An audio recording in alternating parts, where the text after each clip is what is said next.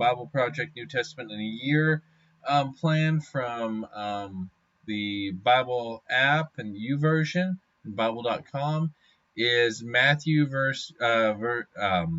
chapter 17. This is what it says. 6 days later, Jesus took with him Peter, James, and John, the brother of James, and led them privately up a high mountain. And he was transfigured before them. His face shone like the sun, and his clothes became white as light. Then Moses and Elijah also appeared before them, talking with him. So Peter said to Jesus, Lord, it is good for us to be here. If you want, I will make 3 shelters, one for you, one for Moses, and one for Elijah. While he was still speaking, a bright cloud overshadowed them, and a voice from the cloud said, This is my one dear son, in whom I take great delight. Listen to him. When the disciples heard this, they were overwhelmed with fear and threw themselves down on their faces to the ground. But Jesus came and touched them. Get up, he said. Do not be afraid. When they looked up, all they saw was Jesus alone. As they were coming down from the mountain, Jesus commanded them, Do not tell anyone about the vision until the Son of Man is raised from the dead. The disciples asked him, Why do the experts in the law say that Elijah must come first? He answered, Elijah does not need to come, does indeed come first and will restore all things. And I tell you that Elijah has already come, yet they did not recognize him, but did to him whatever they wanted. In the same way, the Son of Man will suffer at their hands. The disciples understood that he was speaking to them about John the Baptist.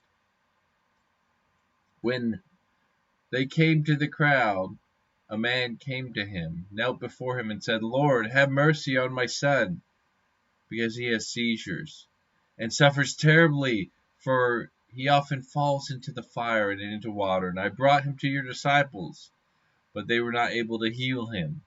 Jesus answered, You unbelieving and perverse generation, how much longer must I be with you? How much longer must I endure you? Bring him here to me.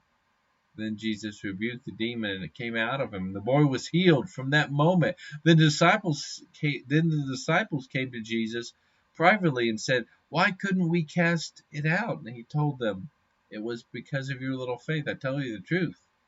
If you have faith the size of a mustard seed, you will say to this mountain, Move from here to there, and it will move. Nothing will be impossible for you.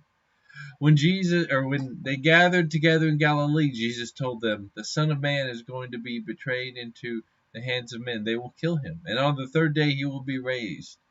They became greatly distressed.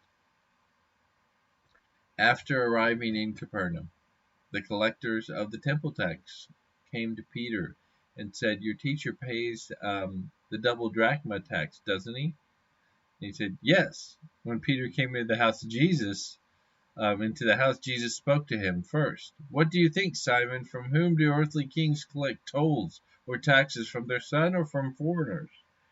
And after he said, From foreigners, Jesus said to him, Then the sons are free. But, so that we don't offend, go to the lake and throw out a hook. Take the first fish that comes up, and when you open its mouth, you will find 4 drachma coins. Take that and give it to them for me and you. Now, in this passage, there are a couple interesting things. First of all, the Jesus is transfigured, and so it's this beautiful picture, and it freaks out the disciples because they hear the voice of God tell him that this is my dearly loved son, essentially, in whom I take great delight. Listen to him.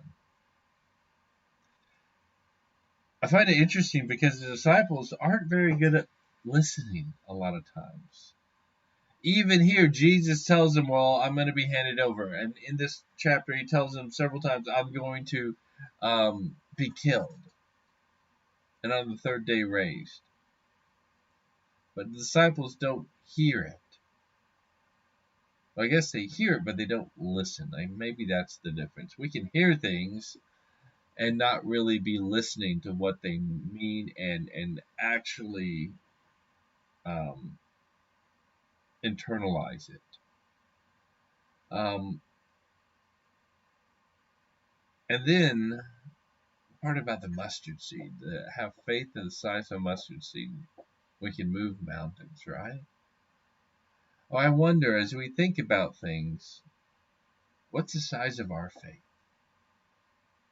And I truly believe the way that we see that lived out is not through grand gestures, but it's through everyday mundane things. Are we faithful? To be faithful doesn't mean, well, only when the big things happen are we going to step up. To be faithful means that we are faithful in the little things. And we are constantly building our relationship with Jesus. This week, I hope you take some time to focus on that. Building your relationship with Jesus, listening to what he would have to say to you, and being obedient to that. I hope you guys are doing well. Have a wonderful day.